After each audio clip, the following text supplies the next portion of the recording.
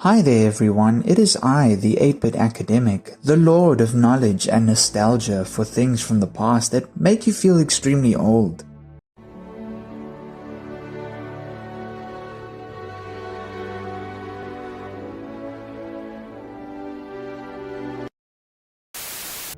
We are back with a brand new episode and a brand new blend of fun facts meets retro gaming awesomeness.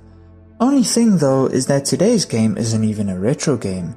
In fact, as far as I know, it's actually still currently in development by, I believe to be just one person, I think, by the name of Marcello Colonia. I hope I'm pronouncing that correctly, and I hope you don't mind me name dropping you in the video, buddy.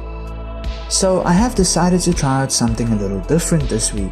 See, Mr. Colonia, whose game company is called Pixel Army Games, emailed me a few months back after coming across my channel and subscribing, like the rest of you should, and he asked if I could check out a small indie game project he was working on, so I figured why not and decided to give it a go. Admittedly, it took me a while to get around to doing so, but I managed to eventually play the demo of the game and ended up having quite the terrifying experience.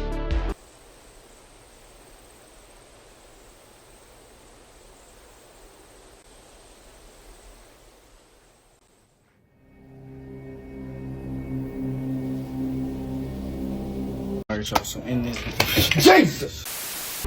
Yeah, I don't do well with horror related media at all, and I'd totally be the first one to die in a horror movie scenario.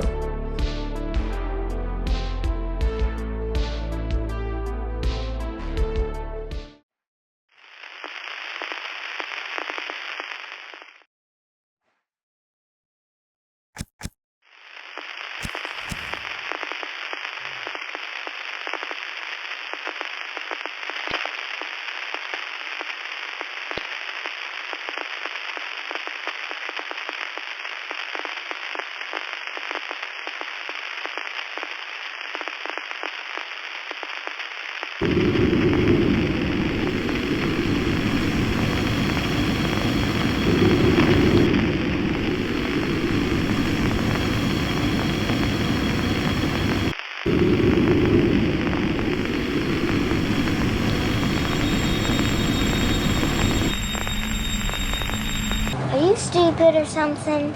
I'm as stupid as a stupid does.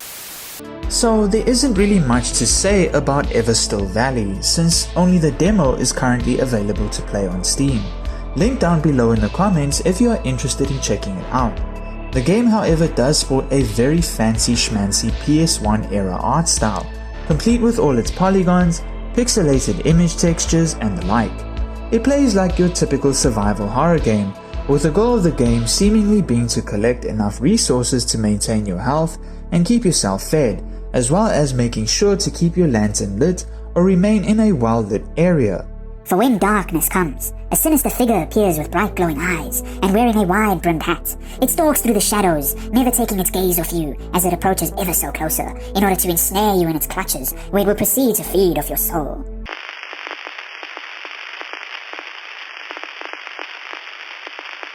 Here's how Orthodox Christians make the sign of the cross. You take your right hand, these 3 fingers come together representing the Holy Trinity, and these 2 fingers come down representing the 2 natures of Christ. You go forehead, chest, right shoulder, left shoulder, and you see it makes the sign of the cross. So yeah, maybe stay away from that guy. Other than the survival aspects and staying away from the Hat Man, there is quite a bit of exploration to do as well, and you can also find various diary entries and notes scattered throughout the area, which give you a little backstory of what creepy events took place in this now desolate valley before your arrival. As I said earlier though, the game is still in its development phase and there is only currently a demo available on Steam, but do go check it out, and if it is your type of game, maybe consider supporting the developer by wishlisting it or checking out their Steam page. Anyway, so as per tradition on this channel, which I'm sure you're all aware of by now, I'm once again going to try and cover a topic that matches the video game I'm showcasing today. And since it is that famous American holiday where people cosplay as everyone's favorite horror movie icon and steal each other's candy called Halloween, as well as this game being kinda spooky itself, I figured why not stay awake for a week, researching and putting together a video where we explore the history and cultural phenomenon of ghosts, and see if there is any scientific proof of their existence. Who f***ing needs sleep anyway, right? I don't need it. I don't need it. I definitely don't need it. I don't need it. I don't need it. I don't need it. I don't need it. So to start off this week's topic discussion, let's begin with a ghost story, since everyone seems to love a good ghost story.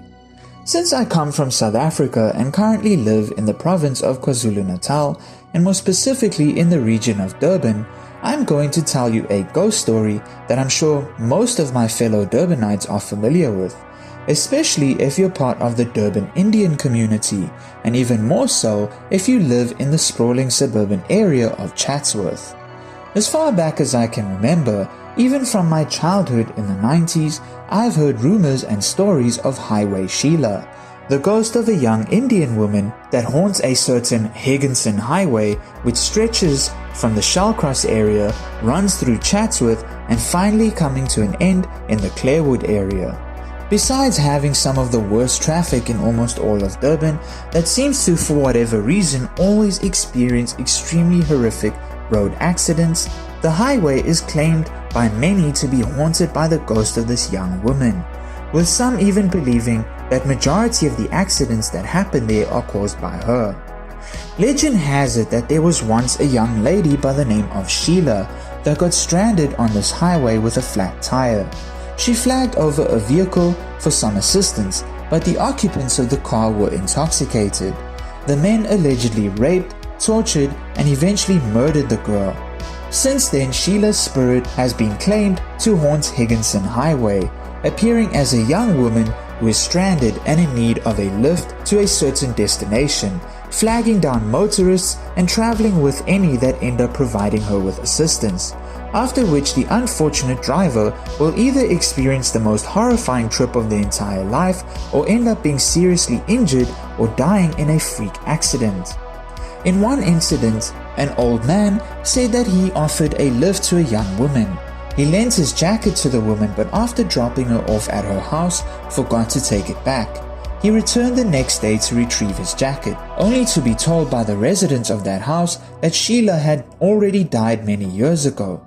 The man obviously didn't believe the resident, so he was taken to her gravesite, mysteriously finding his jacket on Sheila's tombstone. It's a dangerous world. Scary hours. And believe me when I say that this is one of many such urban legends and stories of ghosts that exist not only in my hometown of Durban, but across South Africa. But as I'm sure you all know, ghosts aren't exclusive to my country, but have appeared throughout human history and across cultures from around the world. And I'm sure that there isn't a single nation on this earth that does not have some of its own urban legends or folklore related to these supposed spirits of the dead. Some of the earliest recorded examples of ghosts date back all the way to many ancient Mesopotamian civilizations, like that of Sumer, Babylon, and Assyria. In these cultures, ghosts were thought to be created at the time of death, taking on the memory and personality and even the physical likeness of the dead person in question. They traveled to the netherworld, where they were assigned a position and led an existence similar in some ways to that of the living. Relatives of the dead were expected to make offerings of food and drink to the deceased to ease their conditions. If they did not, the ghosts could inflict misfortune and illness on the living. Traditional healing practices ascribed a variety of illnesses to the actions of ghosts, while others were caused by gods or demons. There was a widespread belief in ghosts in ancient Egyptian culture as well. Even in the Hebrew Bible, there are a handful of references to ghosts, associating spiritism with forbidden occult activities, as mentioned in the book of Deuteronomy chapter 18, verse 11 in the Old Testament or the Jewish Torah. The most notable of these references is in the first book of Samuel, in which a disguised King Saul, the first king of the Israelites, has the witch of Endor summon the spirit or ghost of Samuel out of desperation to seek guidance from God on how to deal with the Philistines. The soul and spirit were believed to exist after death, with the ability to assist or harm the living, even in ancient Egypt as mentioned before. Over a period of more than 2,500 years though, Egyptian beliefs about the nature of the afterlife evolved constantly, with many of these beliefs being recorded in hieroglyph inscriptions, papyrus scrolls, and tomb paintings, with the Egyptian Book of the Dead compiling many of the beliefs regarding the spirits of the deceased from different periods of ancient Egyptian history. This of course has also led to the curse of the Egyptian mummy trope in modern media. Even in ancient Greece and Rome, the idea of restless spirits of the dead returning to scare the shit out of people were quite common. Ghosts have appeared in the classical Greek poets Homer's The Odyssey and the Iliad, in which they were described as vanishing as a vapor, gibbering and whining into the earth. Homer's ghosts had little interaction with the world of the living, but were periodically called upon to provide advice or prophecy, but they did not appear to be particularly feared within either of these two tales. Ghosts in the classical world often appeared in the form of vapor or smoke, but at other times they were described as being substantial, appearing as they had been at the time of death, complete with the wounds or afflictions that killed them. By the 5th century BC, classical Greek ghosts had become haunting, frightening creatures who could work to either good or evil purposes. The spirits of the dead was believed to hover near the resting place of the corpse, and cemeteries were places that the living avoided.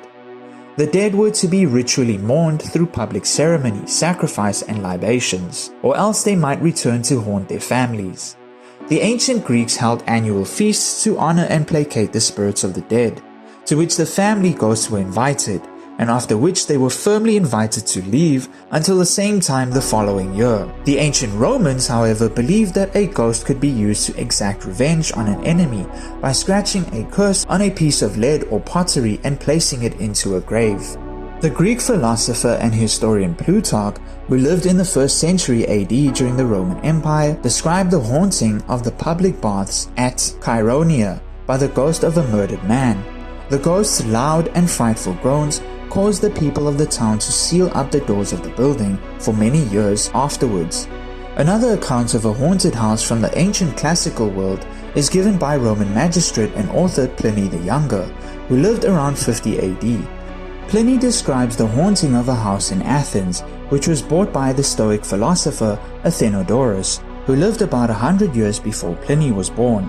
Knowing that the house was supposedly haunted, Athenodorus intentionally set up his writing desk in the room where the apparition was said to appear, and sat there writing until late at night when he was disturbed by a ghost bound in chains. He followed the ghost outside, where it indicated a spot on the ground. When Athenodorus later excavated the area, a shackled skeleton was unearthed. The haunting ceased when the skeleton was given a proper, more honorable burial. In the New Testament of the Bible, according to the Gospel of Luke, chapter 24 verse 37 to 39, following his resurrection, Jesus had to persuade his disciples that he was not a ghost or spirit. Similarly, Jesus' followers at first believed that he was a ghost when they saw him walking on water, to which he proceeded to respond to them by saying, "O ye of little faith," when disciple Peter attempted to go meet him on the water and began to sink. Even in the Middle Ages, one good example from both Northern and Eastern Europe was the belief in what the locals of these regions called the Wild Hunt, which, if you're a fan of the Witcher books and video games, you might be familiar with. If you're a fan of the Netflix series, however, the f*** is wrong with you? We had a good thing, you stupid son of a bitch. It was perfect, but no, you just had to blow it up. You and your pride and your ego. You just had to be the man. If you'd done your job, known your place, we'd all be fine right now. The Wild Hunts, while in the games, is revealed to be a group of uber elves from another world that kidnap people. In actual European folklore, it is instead said to be either the Germanic/Norse god Odin or Woden, or the Slavic thunder god Perun, riding through the sky, being followed by a large procession of ghostly warriors, and in some cases it was also believed to be the devil and a horde of demons going on a hunt for damned souls. The wild hunt was often claimed to have been sighted during the cold and icy winter months, and was thought to be an ill omen or sign of impending doom and catastrophe, with many at the time believing that the supernatural hunting party would appear before the start of a devastating war. And as we can see, these earlier beliefs of ghosts or restless spirits in ancient cultures would throughout the centuries that followed end up persisting into many modern religious systems and traditional beliefs. However, in many cases, such as in some Christian and Islamic doctrines, they are considered to either be demons, jinns or ghouls, who take on the form of a deceased loved one in order to deceive a person with the intent to do them harm. Even today in countries like Japan, there exists the yurei, which appears in a white kimono with long black hair. If you've watched the Ring movies, you'd probably be very familiar with them.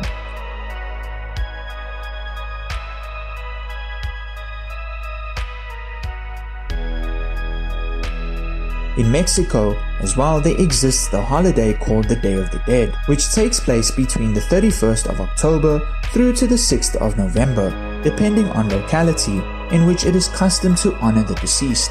Though I'm not entirely sure if it originated out of helping to put these spirits to rest, or if it is purely just out of respect and honor of family members that have passed on. Perhaps someone who is more familiar with the custom can explain it more in the comments.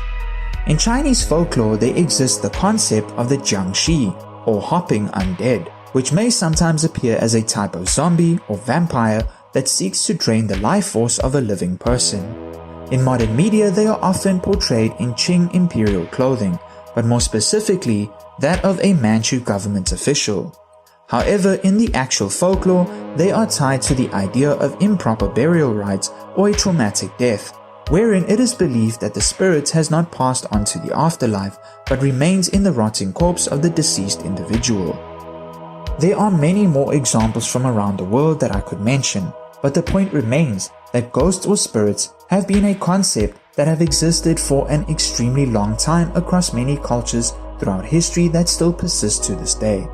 But with every person who believes in ghosts, there are also many who are skeptical and regard such beliefs as nothing but plain superstition and fantasy.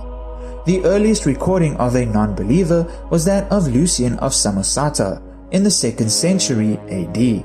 In his satirical novel, The Lover of Lies, written around 150 AD, he relates how the lead character Democritus, the learned man from Abdera in Thrace, lived in a tomb outside the city gates to prove that cemeteries were not haunted by the spirits of the departed. And aside from Lucian, I'm sure there are many more people who are probably watching this video and thinking it's all just a load of absolute BS.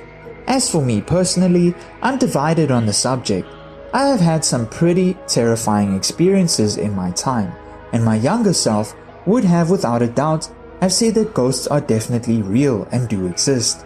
But now that I'm older and have conducted a handful of personal experiments, like sitting in a dark room during the supposed witching hour after midnight while in a state of absolute fear with cold shivers running down my spine and waiting to see what happens, I now consider most of these experiences to be simply my brain deciding to mess with me, maybe due to a subconscious fear of the dark that I've had since I was a child, or maybe a fear of the unknown.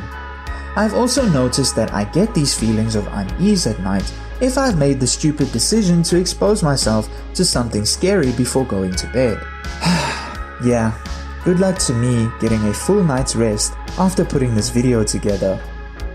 But just like with anything out of the ordinary, I will admit that a small percentage of my supposed supernatural experiences were too bizarre to make any sense of them at all. Hence me being on the fence in the first place about the topic and not totally dismissing it as superstition. Now, with there basically being three sides to the argument, one being that the paranormal exists, the other being that it absolutely does not, and the folks caught in between, like me who remain agnostic and unknowing, this then begs the question, is there actually any scientific, or at least any tangible evidence regarding ghosts that are not based on superstition, cultural beliefs, or con artists like those mediums you often see on TV? Well, to cut to the chase, and sorry to disappoint you all, But at least in terms of science, the overall consensus is that they simply do not exist. And the reasons for this are usually explained away by various examples such as hallucination, mental illness, intoxication, psychedelics, misidentification or misinterpretation of environmental conditions, mass hysteria, and a phenomenon called pareidolia, which is the brain's tendency to see patterns when exposed to too much stimuli or random information and trying to make sense of it all. A great example of this is when you're high on a psychedelic drug like LSD or DMT, and you start to see some really strange patterns and shapes with bright colors, or even in some cases, entities. But there does exist that small part of the scientific community which is considered quite fringe, where there is no concern for reputation or ridicule. Carl Jung was a renowned Swiss psychologist and psychiatrist who lived between the years of 1875 and 1961, when he eventually died at the ripe old age of 85. Since childhood, Carl Jung experienced paranormal phenomena, that is, phenomena that are beyond the scope of scientific understanding. As a child, he continually heard stories of uncanny happenings, such as dreams which foresaw the death of a certain person, clocks which stopped at the moment of death, or mirrors which shattered at the critical moment, and many other such happenings. Even I myself, just like Carl Jung, can attest to the extremely bizarre and unexplained experience of a bathroom mirror shattering on its own when there was an impending death in the family, only for said family member to pass away a week or so later. Jung's personal experiences with the paranormal would set him on a quest to find an explanation for these events with his theory of analytical psychology, as well as sparking an interest in parapsychology, the study of psychic or paranormal phenomena, especially regarding extrasensory perception or ESP, which include abilities like precognition, clairvoyance, telepathy, intuition, etc. Through his studies of these phenomena, he would eventually come up with his own theories, one of which was called the shadow self, or the unconscious side of one's mind or personality. Carl Jung viewed the shadow as the repressed unconscious side of the human personality, containing both negative aspects like selfishness, hatred, and jealousy, and positive traits like creativity and innovation that were also denied, which may have sometimes been related to past trauma or both positive and negative experiences as well. He believed that integrating these hidden parts is crucial for personal growth, as ignoring the shadow makes it more powerful and likely to manifest in undesirable and uncontrollable ways, such as projecting one's flaws onto others or experiencing inexplicable mood swings. And on the more positive side, experiencing random states of euphoria. Now, I have come across certain connections that other people have made with Carl Jung's concept of the shadow and his research into the paranormal. He viewed the paranormal as a valid field for scientific and psychological study, driven by his personal childhood experiences and a belief that such phenomena were not random, but pointed to a deeper, acausal connection between the mind and the physical world. He investigated cases of ESP, telepathy, and ghosts, considering them to be real psychological phenomena, and even dedicating his doctoral dissertation to studying a medium and her abilities to contact the dead. Jung himself grew up in a family where supernatural events were common, including stories of prophetic dreams, stopped clocks at the moment of death, and levitating objects. He also had personal experiences such as witnessing a luminous disembodied figure and tables splitting without force. These early experiences made him question the limitations of a purely materialistic worldview, and rather than outright dismissing them as mentioned before, he decided to study them using the scientific method, even though it may have ruined his professional reputation.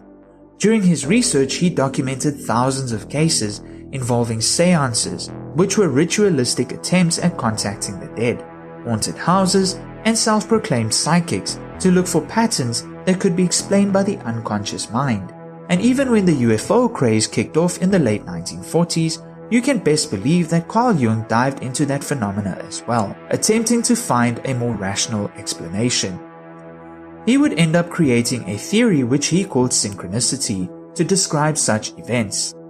This theory proposes the idea of the occurrence of meaningful coincidences that lack a direct causal relationship, causality being part of the relationship between cause and effect, which describes a sequence of events where one event leads to another event or some kind of end result, often with a time delay and as a result of certain actions, choices, or prior incidents. Now, for Jung's theory of synchronicity, paranormal events exist outside of causality, meaning that such events lack a direct cause and effect relationship. He considered such events as meaningful because they seem to reflect or relate to an individual's inner state or current life situation.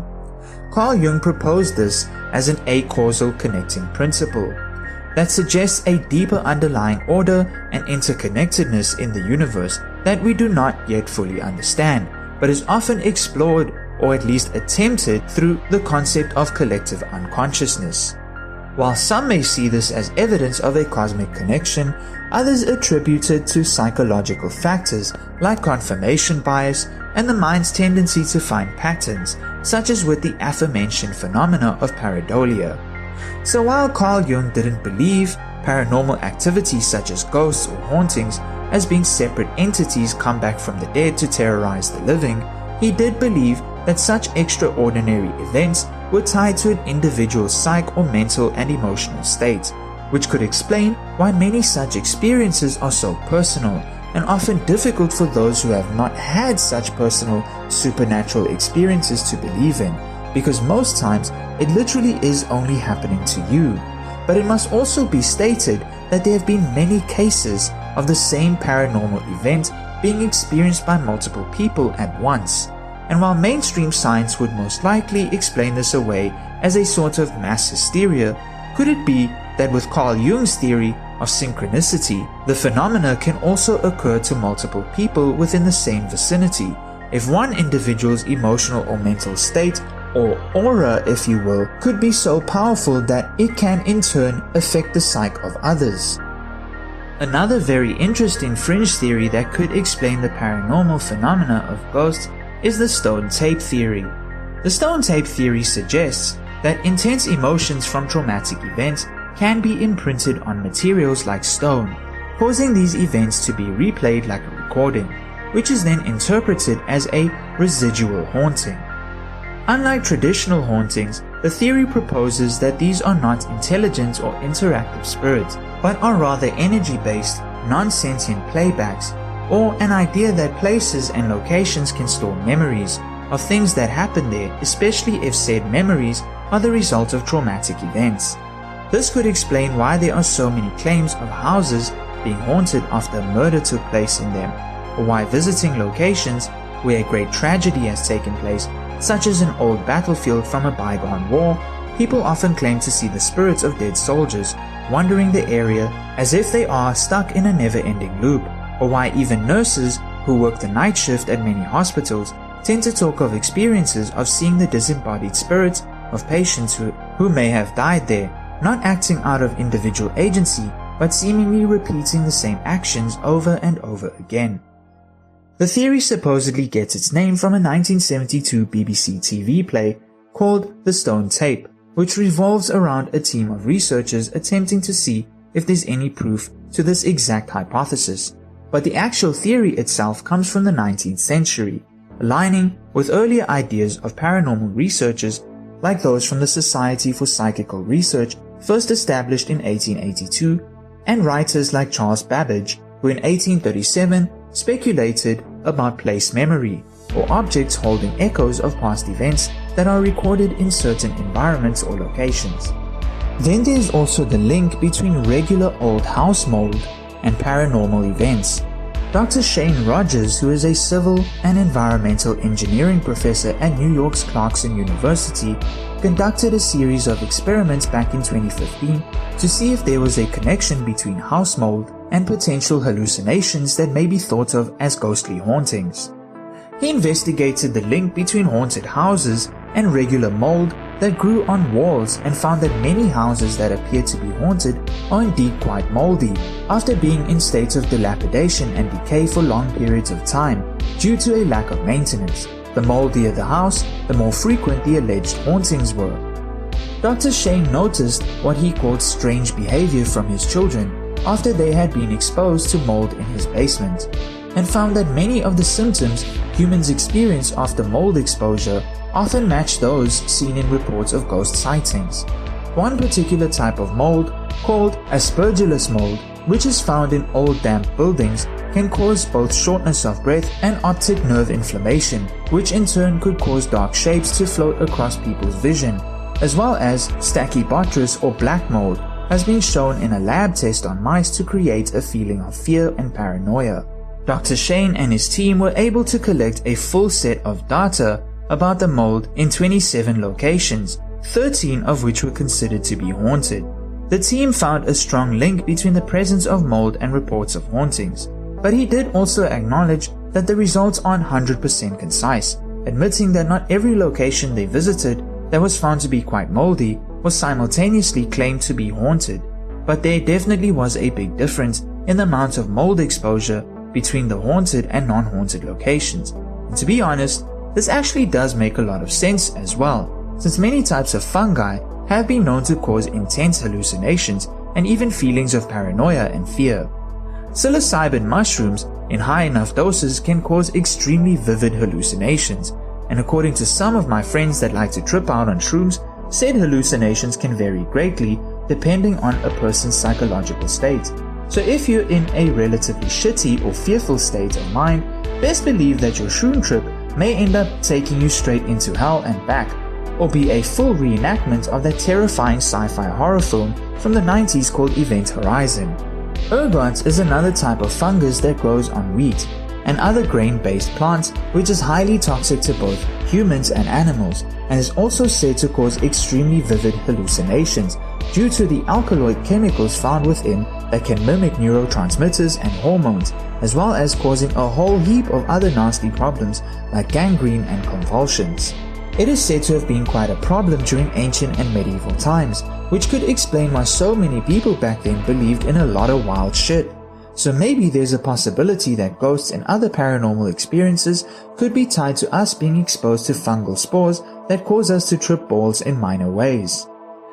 The last theory that could explain ghosts or restless spirits can be found in quantum physics, which how do I f***ing explain this? Quantum physics is... Maybe you could think of it as super ultra mega physics that tries to use normal physics that don't make any sense to explain other shit in our reality that don't make any sense as well. I think.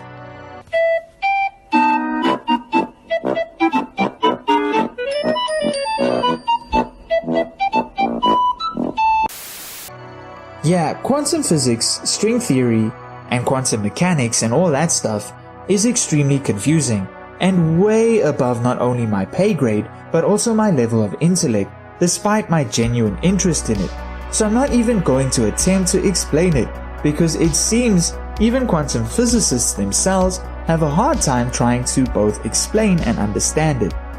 Though I do believe that they definitely do understand it way more than I do. But I want to at least attempt to explore a handful of theories that exist within quantum physics to see if there's any potential explanation of what exactly ghosts could be and whether there's a possibility that they could exist. But as much as I said I wouldn't attempt to explain it because I'm too dumb, here's a brief summary I found on some website related to the subject. Today's world is dominated by empirical science, which provides tangible evidence to the most pressing inquiries among various schools of thought. Therefore, it is understandable why many people often disregard or discredit the unknown or spirituality as quackery or absolute nonsense. Yet, quantum physics has oftentimes and most typically been referenced for explaining transpersonal psychology, such as paranormal and metaphysical experiences. Quantum physics, just like most other sciences, is simply another empirical science that explains the nature of our reality through interactions between matter and energy at the most subtle level, on a scale of atoms and subatomic particles or waves, known as photons, electrons, and neutrons, etc. Most quantum physicists acknowledge and affirm Einstein's discovery that all things made up in the universe, from our planet to the mechanics of our physical bodies, can be broken down to subatomic particles, or waves and are derived from forms of pure energy or light that are infinite. Therefore, our consciousness and operational tools that drive its workings must also be derived from such energy and exist both within and without the body, outside the constraints of time and space.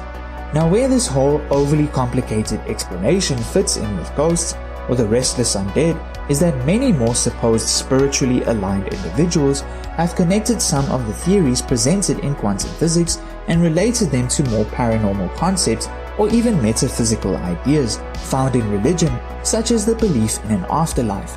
For example, if energy cannot be created or destroyed and can only change state, could it be that one's consciousness is a form of energy and that after death, that energy simply changes state but still continues to exist in some form or another?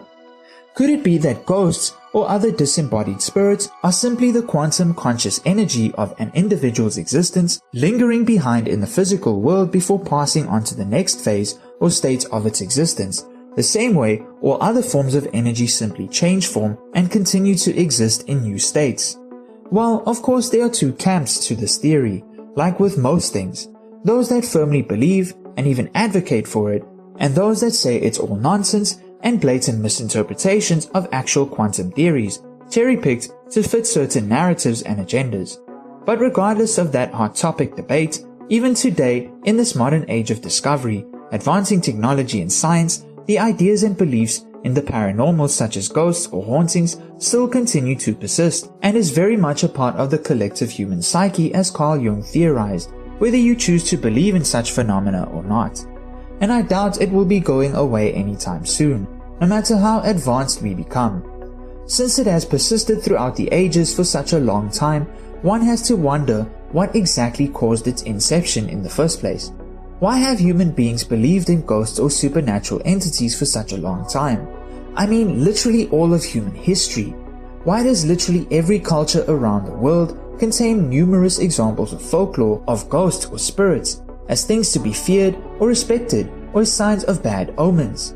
Was it really all just human imagination or people tripping on too much fungal exposure to mold and ergot? Or is it, as Carl Jung suggested, something that is deeply tied to the human psyche that we still do not fully understand yet, or perhaps another plane of reality, like a higher dimension that we simply lack the senses and levels of cognition to perceive? What do you think, my dear viewers? Perhaps leave a comment down below sharing your thoughts and maybe a personal ghostly experience you may have had, if any. And if I have time, maybe I will respond to a few with my own thoughts and experiences as well. And as always, thank you for watching. Don't forget to like and subscribe if you haven't already, and I'll see you all in the next one. Cheers.